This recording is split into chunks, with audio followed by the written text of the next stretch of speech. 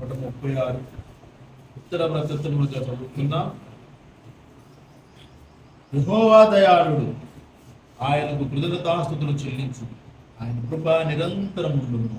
దేవదేవునికి కృతజ్ఞతాస్తుతులు చెల్లించుడి, ఆయన కృప నిరంతరం ఉండును. ప్రభువునకు కృతజ్ఞతాస్తుతులు చెల్లించుడి, ఆయన కృప నిరంతరం ఉండును. ఆయన ఒక్కడే మహత్కార్యములు చేయువాడు, ఆయన కృప నిరంతరం ఉండును. తన జ్ఞానము చేత ఆయన ఆకాశమును కలుగజేసాను, ఆయన కృప నిరంతరం ఉండును. ఆయన భూమిని నీళ్ళ మీద పరచువాడు, ఆయన కృప నిరంతరం ఉండును. ఆయన గొప్ప జ్యోతులను నిర్మించిన వాడు, ఆయన కృప నిరంతరం ఉండును.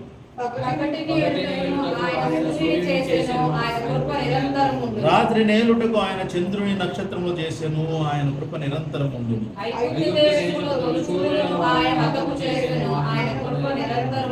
వారి మధ్య నుండి ఇజ్రాయేలును ఆయన రప్పించెను, ఆయన కృప నిరంతరం ఉండును.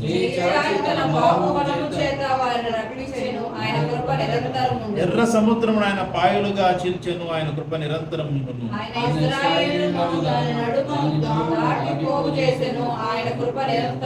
ఫరోను అతని సైన్యమును ఎర్ర సముద్రములో ఆయన ముంచివేసును, ఆయన కృప నిరంతరం ఉండును.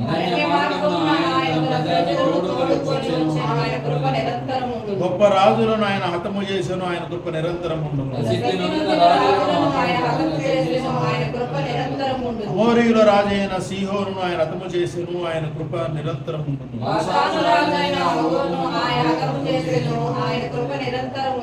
ఆయన వారి దేశమును మనకు స్వాస్థ్యముగా అప్పగించెను, ఆయన కృప నిరంతరం ఉండును.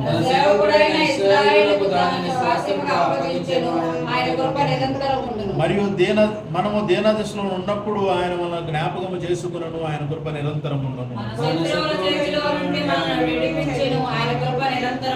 సమస్త జీవులకును ఆయన ఆహారం ఇచ్చుచున్నాడు, ఆయన కృప నిరంతరం ఉండును. ఆకాశమందున్న దేవునికి కృతజ్ఞతాస్తుతులు చెల్లించుడి, ఆయన కృప నిరంతరం ఉండును. Praise the lord. హల్లెలూయా. యెహోవా దయాళుడు, ఆయన కృప నిరంతరం ఉండును. ఆయన కృతజ్ఞతాస్తుతులు చెల్లించుడి, ఆయన కృప నిరంతరం ఉండును. దేవదేవునికి కృతజ్ఞతాస్తుతులు చెల్లించుడి, ఆయన కృప నిరంతరం ఉండును. ప్రభువులకు కృతజ్ఞతాస్తుతులు చెల్లించుడి, ఆయన కృప నిరంతరం ఉండును. ఆయన ఒక్కడే మహాశ్చర్య కార్యము చేయువాడు, ఆయన కృప నిరంతరం ఉండును. Praise the lord. హల్లెలూయా. కీర్తనకారుడు ఇజ్రాయేలు ప్రజల్ని ఏ విధంగా విడిపించాడు, సృష్టికర్త అయిన దేవుడు సృష్టిని ఎలా నిర్మించాడు, అలాగే తాను ఏర్పాటు చేసుకున్నటువంటి ఇజ్రాయేలు ప్రజలను ఐగుప్తులో నుంచి ఏ విధంగా విడిపించాడు అంటే అనేకమైనటువంటి ఆశ్చర్య కార్యాలు వారి పట్ల దేవుడు చేసినటువంటి ఆశ్చర్య కార్యాలను జ్ఞాపకము చేసుకుంటూ ఆయన కృప నిరంతరం ఉండును అని ఇక్కడ స్తోత్రాలు చెల్లిస్తూ ఉన్నారు. Praise the lord. హల్లెలూయా. చూడండి, మనము కూడా క్రైస్తవ సమాజం జ్ఞాపకం ఉంచుకోవాల్సింది ఒకటే, దేవుడు దయాళుడు కాబట్టి ఆయన కృపను బట్టి యేసుక్రీస్తు ద్వారా ఈరోజు మనము ఆయన స్తుతించే వారిగా ఆయన సన్నిధిలో ఉన్నాం. అది మనం జ్ఞాపకం పెట్టుకోవాలి. ఆయన కృప నిత్యము మనకు తోడుగా ఉంటుంది కాబట్టే ఈరోజు మనం బ్రతుకున్నాం. అలాగే చూడండి, ఆలోచన చేయాలి, మనం బ్రతుకున్న మనము యేసుక్రీస్తుని, పరిశుద్ధుడైన యేసుని స్తుతించే మనము, పరిశుద్ధుడైన యేసు ద్వారా తండ్రికి మహిమను చెల్లించాలని తాపత్రయపడుతున్నాం. మనము మన యొక్క వ్యక్తిగత జీవితంలో మనం ఎలా ఉన్నాం, వ్యక్తిగత విశ్వాసం ఎలా ఉంది, వ్యక్తిగత పరిశుద్ధత ఎలా ఉంది. మనం ఏమనుకుంటామంటే ప్రతిదీ ఆయనకి తెలియదా, ఆయనకి తెలుసు కదా నా పరిస్థితి. నీ పరిస్థితి తెలుసు కాబట్టే నీతిగా ఎదగమంటాడు. నీ పరిస్థితి తెలుసు కాబట్టే దేవునితో పరిశుద్ధమైన సహవాసం కలిగి ఉండమంటాడు. కారణం ఏంటి? పరిశుద్ధి. నీ పరిస్థితి తెలిసి ఏమంటున్నాడు ఆయన దేవునితో సహవాసం చేయమంటాడు. మనము దాటిపోవటానికి, తప్పించుకోవటానికి ఇలాంటి మనం మాట్లాడదు. ఎందుకంటే ఇజ్రాయెల్ ప్రజల గురించి ఎలాంటి కష్టాలు పడ్డాడు, ఎలాంటి ఇబ్బందులు పడ్డారు. వాళ్ళు భయంకర తిండి లేని స్థితిలో పరిశుద్ధంగానే వాళ్ళు దేవుణ్ణి ఆరాధన చేశారు. Praise the lord. హల్లెలూయా. బానిసలుగా ఉన్నారు వాళ్ళు. ఐగుప్తులో ఉన్న సంపదను దోచుకోవాలని ఆలోచన చేయాలి. లేదంటే వాళ్ళ మీద తిరుగుబాటు చేసి వాళ్ళని ఏదో ఒకటి చేసి రాజ్యం నుంచి తప్పించుకునే ప్రయత్నం చేయాల. దేవుడు ఒక రక్షకుడిని పంపించేంత వరకు వాళ్ళు వేచి ఉన్నారు. ప్రైజ్ ది లార్డ్, హల్లెలూయా. ఎలా వేచి ఉన్నారు? నీతిగా, యథార్థంగా, పరిశుద్ధంగా ఆయన వైపు చూస్తూ వాళ్ళు ఇచ్చినటువంటి పనులను వెట్టి చాకిరీని చేస్తూ వాళ్ళు పెట్టే తిండిని తింటూ,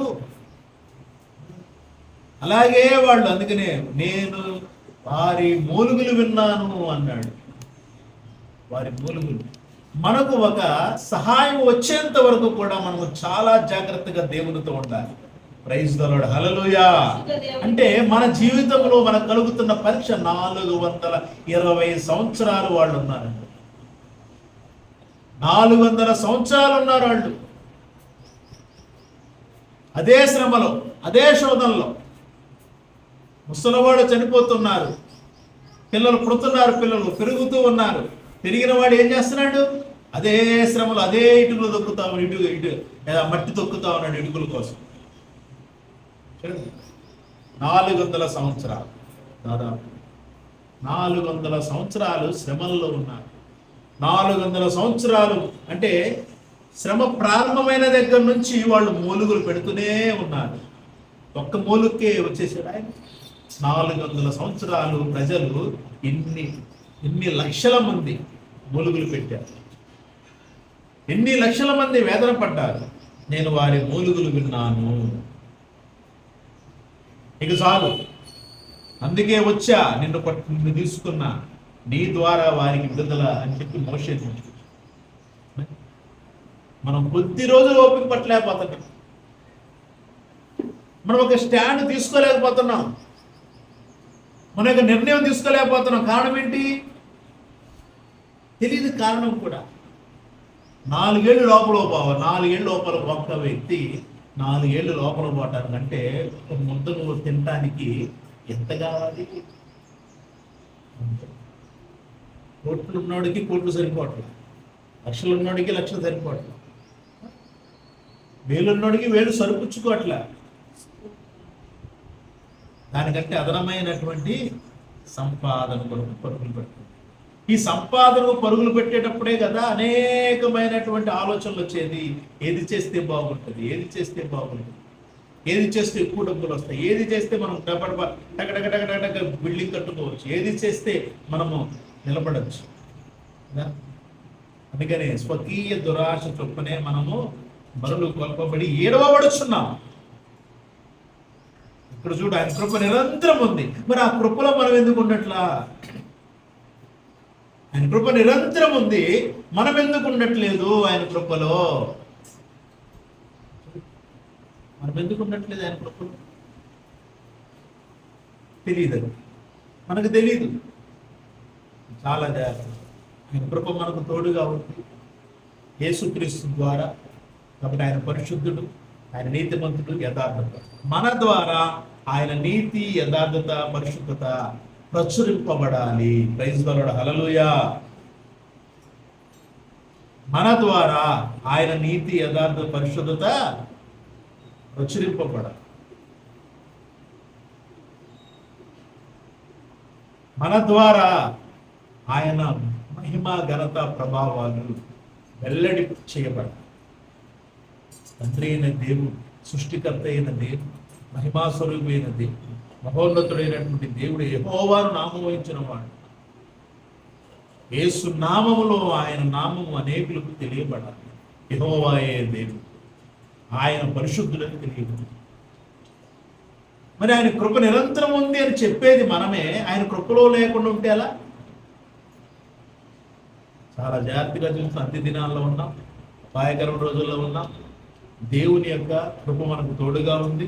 యేసు నామములో ఆ కృపలో జాగ్రత్తగా జీవించుదాం, ఆ కృపలో భద్రముగా జీవించుదాం, జాగ్రత్తగా ఎదుగుదాం, అనేకులకు మాదిరిగా ఆశీర్వాదకరంగా జీవించడానికి తాపత్రయపడదాం. ఒక ప్రియమైన దేవుని సంగమా, ఈ మాటలను బట్టి ప్రభువులో, క్రీస్తులో, తండ్రి అయిన దేవుని సన్నిధిలో మనం జాగ్రత్తగా జీవించడానికి తాపత్రయపడదాం. ప్రభువును కోరుకుందాం. ప్రభువా, మీ ఆత్మలో వాకులు అభిషేకించి నన్ను క్షమించి, అభిషేకించి మీ నామ మహిమాత్మ వాడుకో ప్రభువా. తప్పనిసరిగా దేవుడు మనకు సహాయం చేయవాడే ఉన్నాడు. కాబట్టి ఆయన కృపలో భద్రంగా ఉండడానికి తాపత్రయపడదాం. ఆయన కృపలో బలంగా ఎదగటానికి తాపత్రయపడదాం.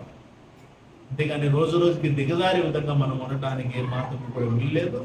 సరి చేసుకుందాం. దేవుని సన్నిధిలో బలంగా మనము నిలబడదాం. దేవుడి మాటలు ఆశీర్వదించి తన కృపతో తన ఆత్మతో అభిషేకించి దేవుడు తన నామమునకు మహిమ తెచ్చుకొనును గాక. Amen. Praise the lord. Hallelujah. దేవునికి మహిమ కలుగును గాక. నీతి స్వరూపుడైన యెహోవా ఘనమైన నామానికి మహిమ కలుగును గాక. ఆమేన్. ఈ సమయాన్ని మీకు ఇస్తున్నాను. సాక్ష్యం చెప్పి దేవుని నామాన్ని మహిమపరచుకోండి.